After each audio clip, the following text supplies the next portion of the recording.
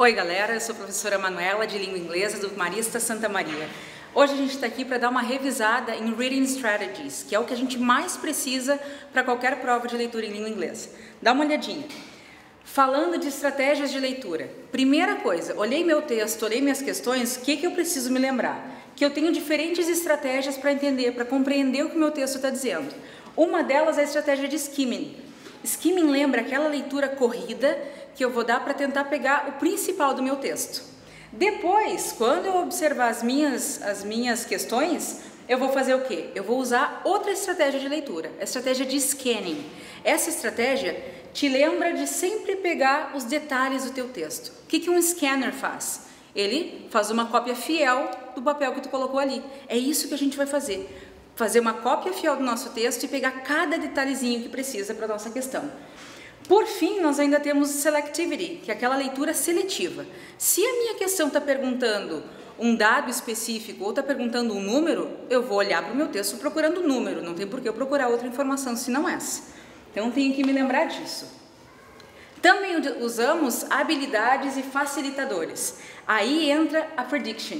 A prediction é todo aquele trabalho que a gente faz tentando relembrar o que eu sei sobre aquele assunto. Bom, vi no meu texto que tem uma imagem de uma girafa. Então, eu já sei que o meu texto não vai falar sobre galinha, e sim sobre girafa.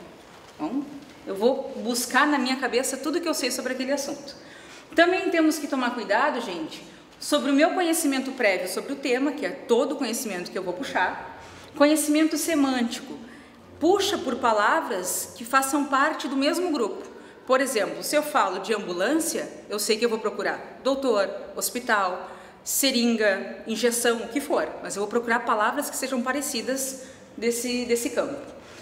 Tenho que prestar atenção ao meu conhecimento linguístico e verbal. Por isso que a gente também precisa estudar gramática para fazer uma interpretação de texto.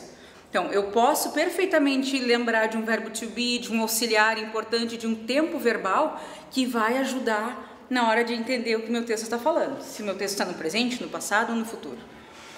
Presto atenção no que é não linguístico e não verbal. Por favor, gente, não esqueçam, olhem as imagens do texto.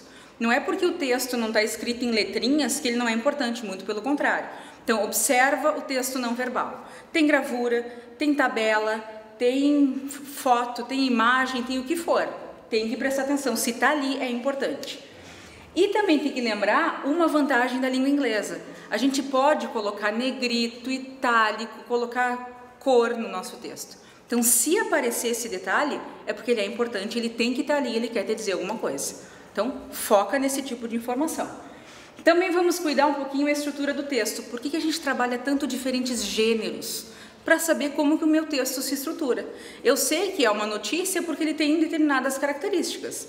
Eu sei que ele é pelo layout do meu texto, eu sei se ele é um conto, se ele é um romance, então, se é uma receita de remédio, de comida, o que for. Então, vou cuidar desses gêneros que vão me ajudar também a identificar o tipo de vocabulário que eu preciso. Lembrando, né, falsos cognatos. Então, prof, não estou conseguindo me lembrar que significa essa palavra. Gente, às vezes não faz diferença alguma. Tem palavras que estão ali que não te ajudam, só te atrapalham. Mas tem aquelas palavras mega importantes que são parecidas com a da nossa língua ou de alguma outra língua que tu fale. Então, eu tenho ali, por exemplo, palavras cognatas, eu tenho a palavra different em inglês e eu tenho a palavra diferente em português. Então, é praticamente a mesma palavra. Então, eu sei que ela não vai me judiar na hora de entender um texto. Mas eu tenho que tomar cuidado com as falsos cognatas. Por exemplo, a palavra actually. Actually, se eu for pensar, ok, LI é afixo, ele quer dizer o mente do português, então actual é atual, actually vai ser atualmente. Claro que não. Actually quer dizer na verdade. E aí tu dá de cara com falso cognato que te quebra toda a ideia do teu texto. Então toma cuidado com falsos cognatos. E prestem atenção, tudo dentro de contexto. Não adianta sair traduzindo palavra por palavra, tu vai só perder tempo. Olha o que precisa da informação, corre para dentro do texto, vê se fecha e deu. Palavras repetidas, gente, no inglês não tem problema de repetição de vocabulário. Eles não têm esse costume, como no português, dizer, olha, tem vocabulário pobre, é aquele que repete. Não, o inglês pode repetir. Se a mesma palavra apareceu 1 milhão de vezes, é porque ela tem que aparecer. Não tem outra que substitua melhor. Então, cuida a palavra que repete muitas vezes. Typographical evidences, nós temos símbolo, letra maiúscula, negrito, itálico, como eu falei antes. Se tem alguma coisa que chama atenção para o teu texto, é porque é para chamar atenção. Lembra que o inglês é objetivo, eles querem dizer o que eles dizem. Okay? Olha só um tipo de questão bem comum que aparece, trouxe para vocês para a gente lembrar de uma coisa muito importante.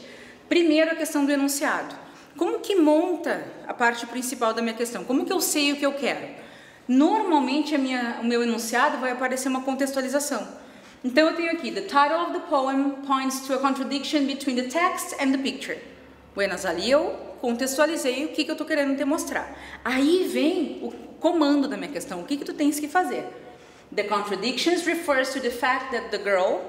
Aí eu sei que eu tenho que correr para ver o que a contradição me diz. E tenho minhas alternativas. Essa questão é muito boa porque eu preciso sim observar a imagem e observar o texto verbal para ver o que tem de contradição. Porque o texto verbal me diz uma coisa e a imagem me diz outra. Então, é através dessa estratégia, cuidando do texto verbal e não verbal, que eu vou conseguir resolver essa questão. So guys, that was this help for today and hope I have helped you. See ya.